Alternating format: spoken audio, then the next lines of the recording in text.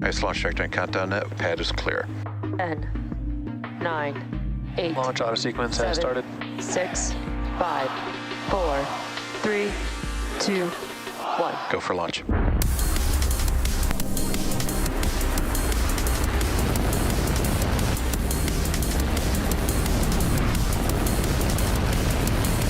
Vehicle is supersonic. Stage separation confirmed. Dragon, separation confirmed.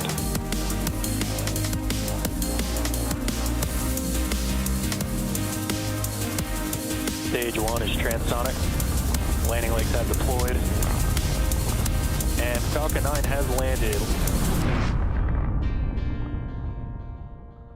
Hello, everyone, and thanks for joining us for today's PSN Satria mission.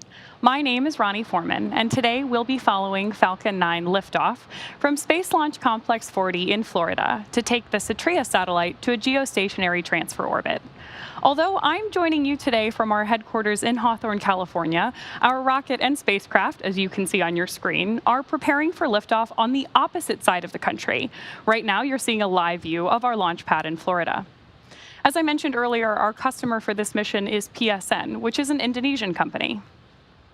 If you're unfamiliar, Indonesia is located in Southeast Asia, surrounded by both the Indian and Pacific Ocean. It's also an archipelago, which means the country of Indonesia is comprised of more than 17,000 islands. Being an archipelagic country with mountainous topography means Indonesia is one of the world's most challenging territories for telecommunication infrastructure. Satellite-based telecommunication services remain the solution to reduce digital divide by connecting the challenging frontier and outermost areas with high-speed connectivity.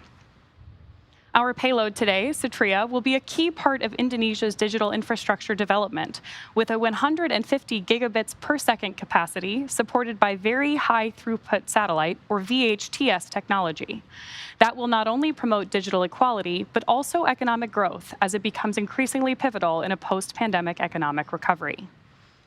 Now, at T-minus 9 minutes 34 seconds and counting, we're well into propellant loading on the vehicle today. Both the rocket and spacecraft are healthy, and weather is green. Of course, the range is also standing ready to support a liftoff of 6:21 p.m. Eastern Time. But if for some reason we don't launch today, we do have a backup opportunity tomorrow.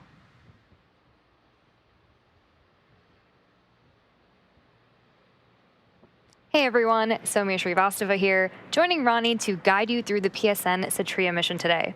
The rocket on your screen is Falcon 9 and gets its name from the Millennium Falcon from Star Wars and the 9 Merlin engines located at the very bottom of the vehicle.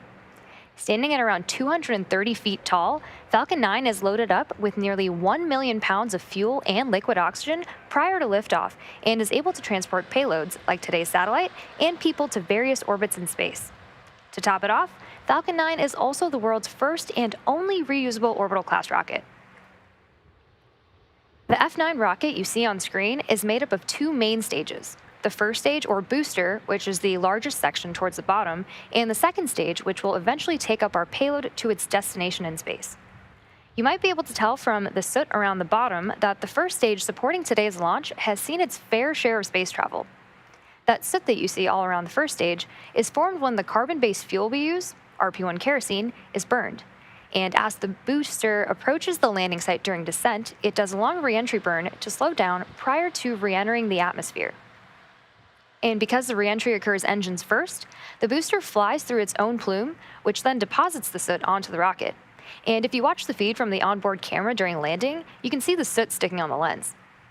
Flying for a 12th time today, a few minutes after liftoff, we'll be attempting to recover the booster once again on our drone ship, a Shortfall of Gravitas. And as mentioned, there are 9 M1D engines at the bottom of the booster that are used to accelerate the vehicle through the Earth's atmosphere. Moving up, the first and second stages are connected by the inner stage, which has pneumatic pushers that allow stage separation during flight. The inner stage also houses the Merlin vacuum, or MVAC engine, that's connected to the second stage. The Merlin engines at the bottom of the first stage and the MVAC are nearly identical, except the MVAC engine has a larger nozzle that allows the second stage to perform better in the vacuum of space. And we'll probably have some really great views of the MVAC and planet Earth after liftoff, so stay tuned for those. And at the very top, we have the payload fairing. The fairing's job Engine is chill to has started. The fairing's job is to protect the payload from aerothermal loads, heating, and contamination during ascent. Much like our first stage, we recover most fairing halves and use them again on future launches. The fairing halves supporting today's mission are also flight-proven, with one half flying for its 7th time and the other its 9th. Once we reach the vacuum of space, the fairing halves will separate, and we'll attempt to recover them again using our recovery vessel, Doug. Now, with liftoff in about 6.5 minutes from now, let's learn a little bit more about the mission at hand.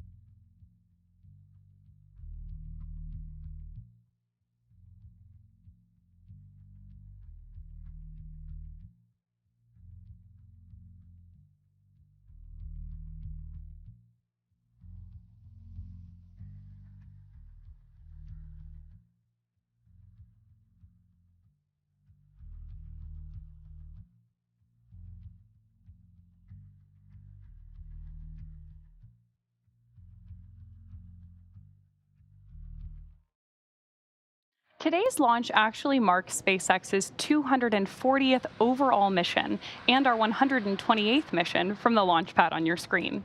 In fact, of the 40 launches we've had already this year, more than half took flight from Slick 40. Located at the north end of Cape Canaveral Space Force Station in Florida, Space Launch Complex 40 was leased to SpaceX in 2007 after supporting numerous Titan launches for the U.S. Air Force between 1965 and 2005. Since then, we've had a total of 193 launches from Florida's Space Coast, with about 65% of them, or 127 launches in total, lifting off from Launch Pad 40. Thanks for pressing for strongback retract. SpaceX is planning on building a crew tower at Slick 40 as well to be able to launch future crew and cargo from this launch pad, in addition to 39A, which is bringing us another step closer to making humanity multiplanetary. Now at about 4.5 minutes to go until liftoff, we should begin to see Strongback retract in progress. There's the call out for that strongback retract, and you can start to see the TE clamp arms opening up around the base of the fairing.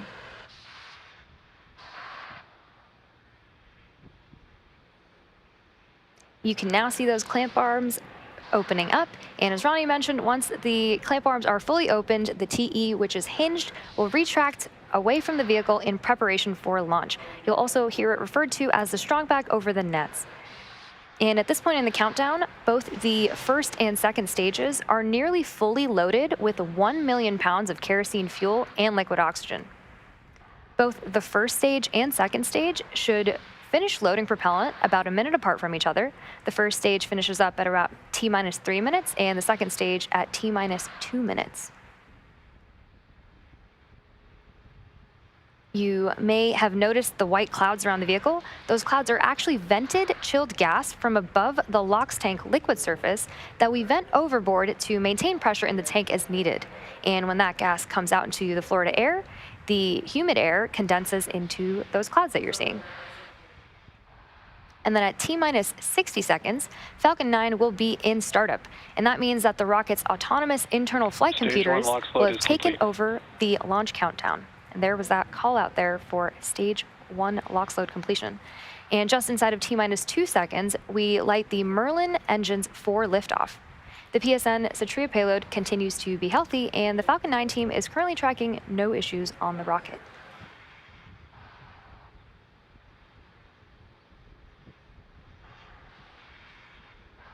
So again, the next major milestone we are tracking is final LOX load completion, at which point Falcon 9 will be fully loaded with both fuel and oxidizer.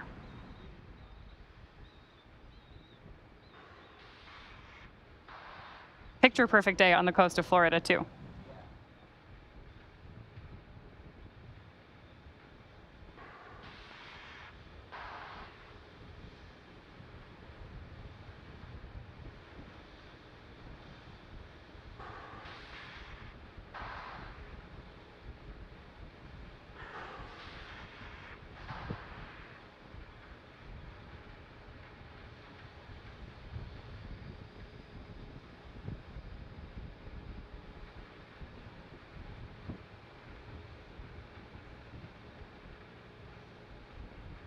Stage 2 LOX load is complete.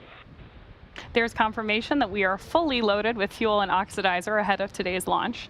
And fun fact, at liftoff, Falcon 9 will be burning about 700 gallons of that fuel per second. Ground gas closeouts.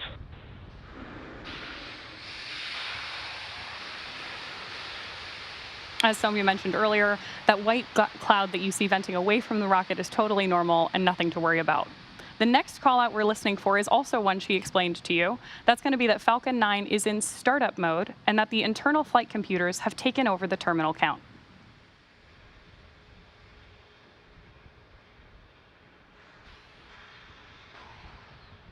Falcon 9 is in startup. The final milestone we're listening for on the nets is the call out from the launch director that we are go for launch.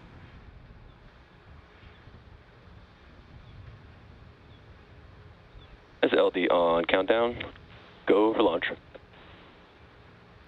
There you hear it. We are just over 30 seconds from liftoff, and all systems are go for the launch of Falcon 9 and the Satria payload. Go Falcon 9, go PSN.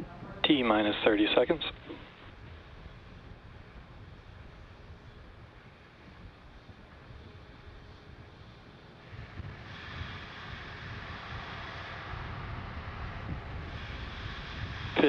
Seconds.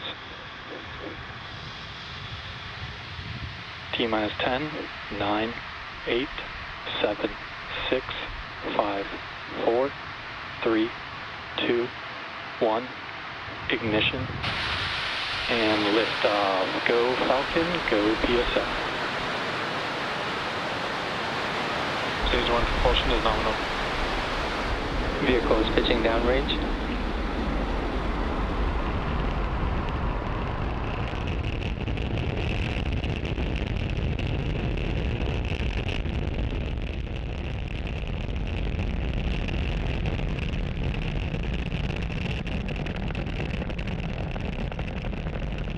That incredible view means that Falcon 9 has successfully lifted off from pad 40. And right now we are throttling down to prepare for max Q in about 30 seconds. As you may have heard us explain before, this is the period of highest aerodynamic pressure on the vehicle. Power and telemetry nominal. That's because at this point, we are seeing the greatest difference in dynamic pressure, which is increasing with the rocket's speed, and ambient static pressure, which is decreasing as we move up through the Earth's atmosphere. Vehicle is supersonic. With that call out, we know that Falcon 9 is moving faster than the speed of sound.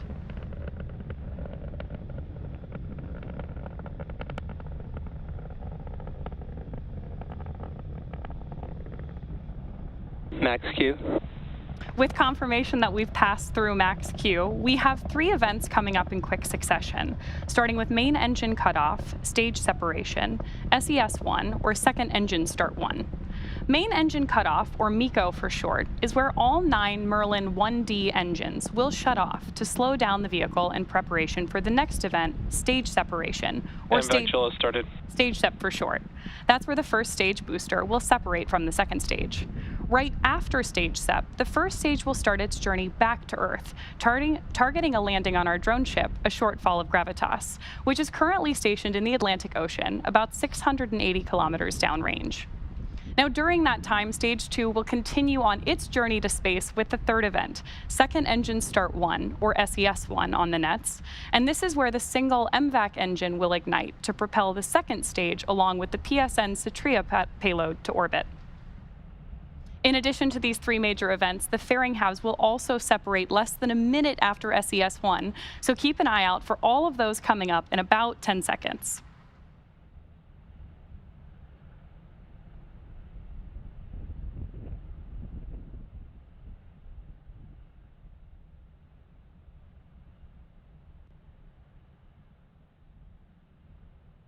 Main engine cutoff. Stage separation confirmed.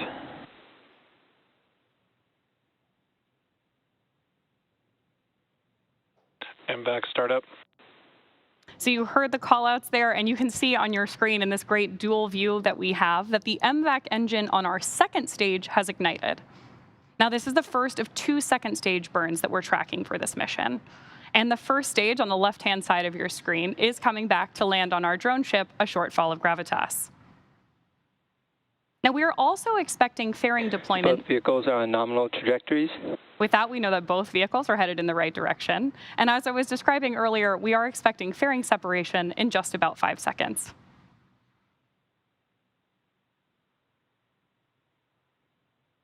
Fairing separation confirmed. As some of you mentioned earlier, reusability is part of our secret sauce here at SpaceX. So with that confirmation of fairing separation, we know that both of those are coming home again. The first, or one of them is flying Acquisition of signal Bermuda. for the 7th time and the other for its 9th.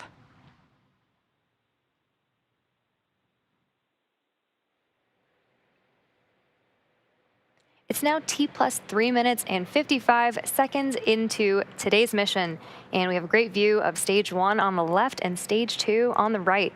In order to complete today's landing, the first stage has 2 more burns left. Next up will be the entry burn, where 3 of the Merlin engines on the first stage will reignite, and this will help slow down the F9 first stage as it re-enters the upper part of the Earth's atmosphere. That entry burn should start in about 2-ish minutes from now and will last about 20 seconds.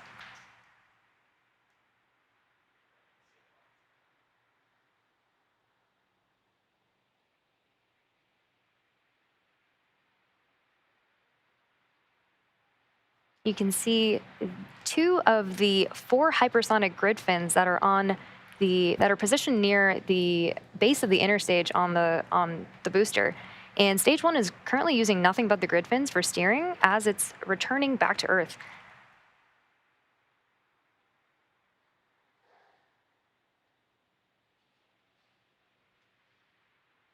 You can also see those little puffs of gas. Those are nitrogen gas bursts for attitude control, and they also help orient the rocket on its way back down.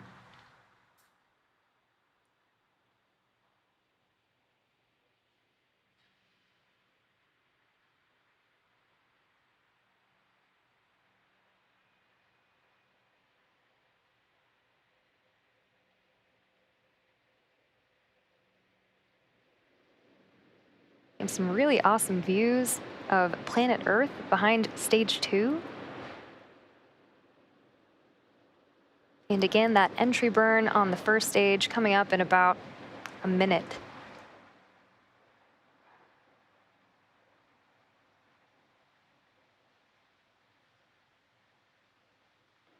Both vehicles are on nominal trajectories.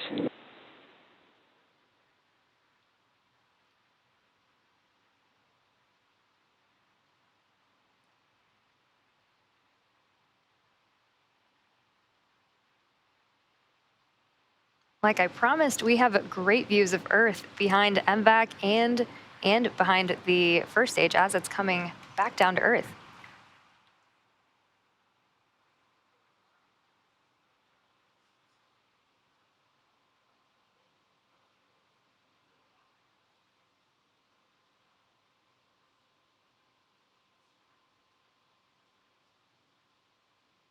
Stage 1 entry burn startup. You can see that 3 of those engines have now relit engines 1, 5, and 9 for the entry burn. It's about 20 seconds for this burn.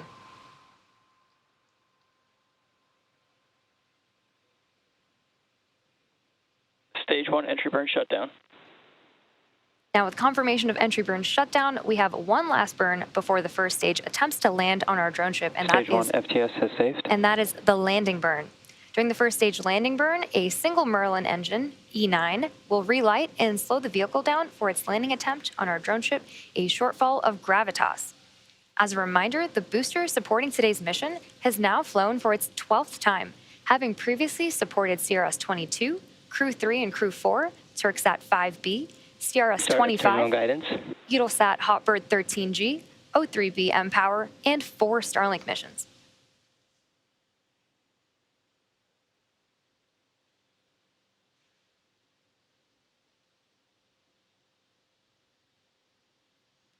We'll also be coming up on SECO 1, or second engine cutoff 1, in about 30 seconds from now. Stage 1 transonic. Stage 2 FTS was saved. You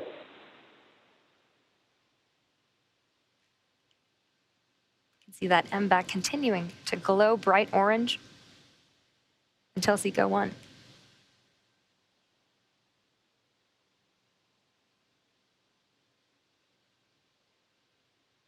Nominal orbit insertion. MVAC shutdown. Great callouts for SECO 1 and nominal orbital Stage 1 landing insertion. burn.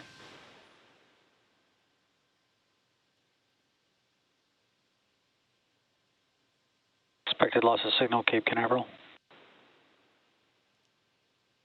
There's that view of landing burn. Stage 1 landing leg deploy.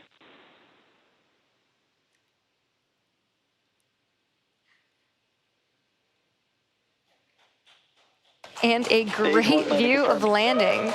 This landing marks the 12th successful landing for this particular booster and marks our 201st overall successful recovery of an orbital class rocket. In addition to landing with confirmation of successful second engine cutoff and good orbit, we are going into a coast phase up until the second relight of our MVAC engine on the second stage, which will be followed by payload deploy. Till then, sit tight and we'll see you back here at the T plus 27 minute mark.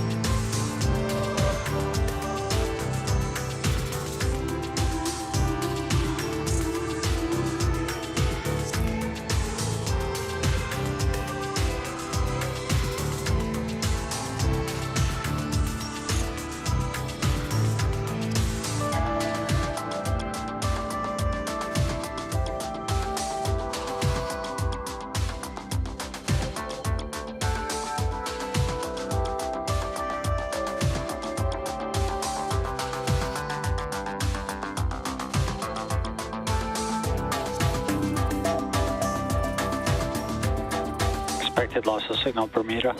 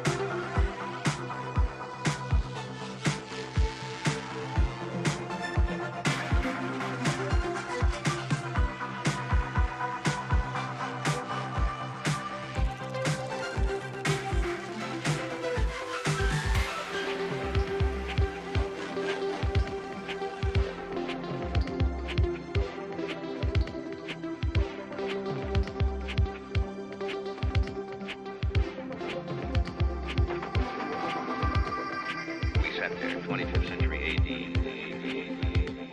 We sat there and looked at a rocket from Mars, and it just boggled the mind.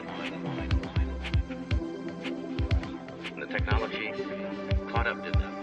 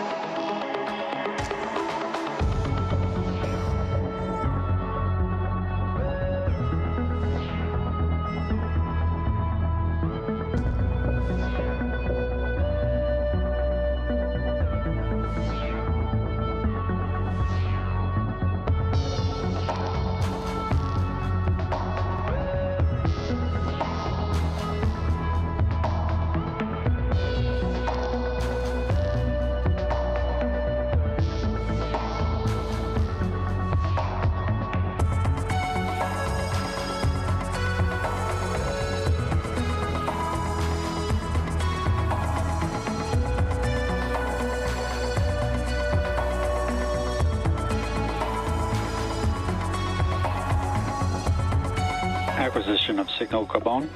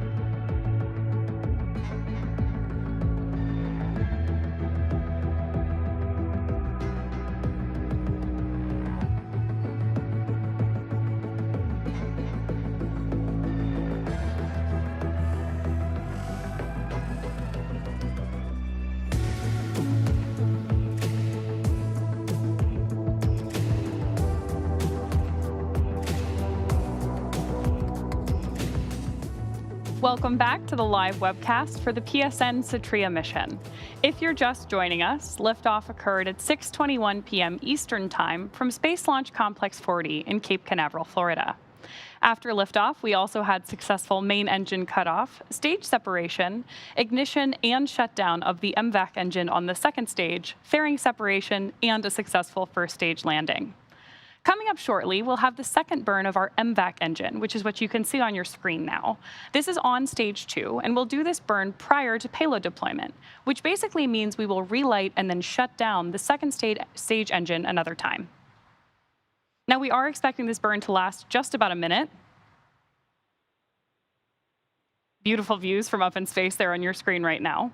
And we're essentially using this to finalize the placement of stage 2 and the payload in our desired geostationary transfer orbit.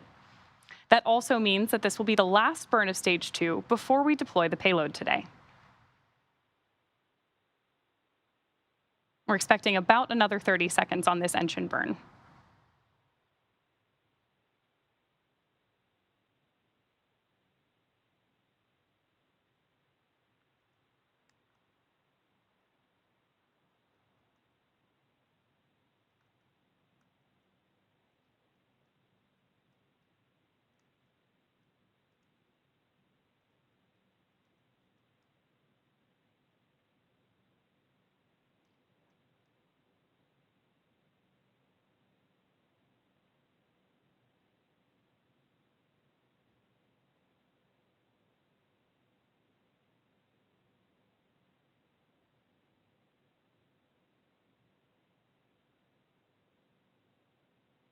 We should have had second engine. Nominal orbit insertion.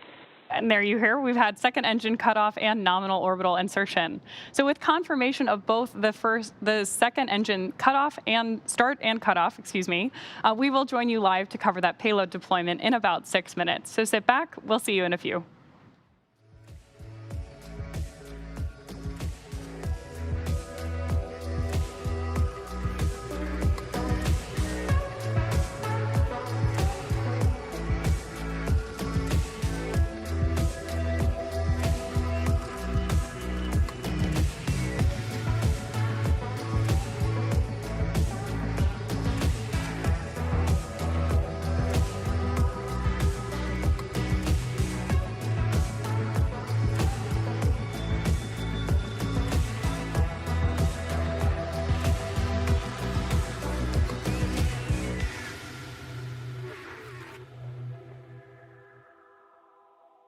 Acquisition of signal, heart of Beachstock.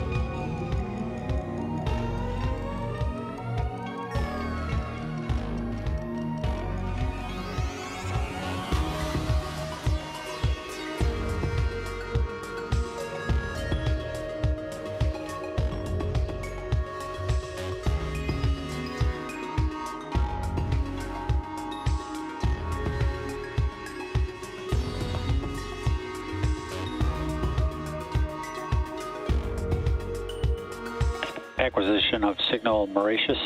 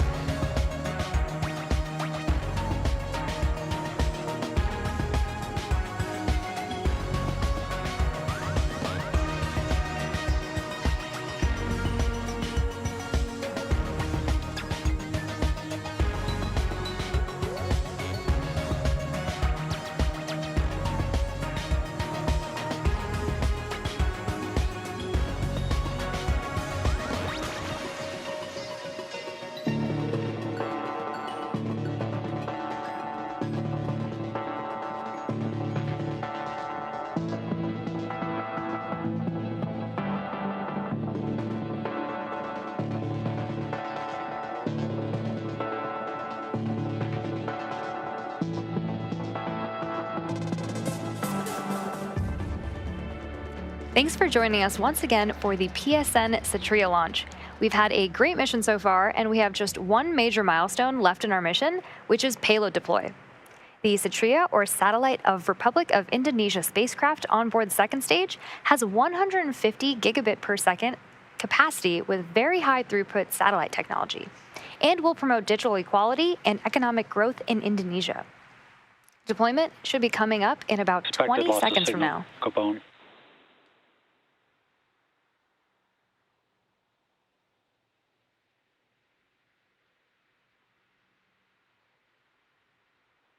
You can see the payload on your screen right now. Acquisition of signal Maldives.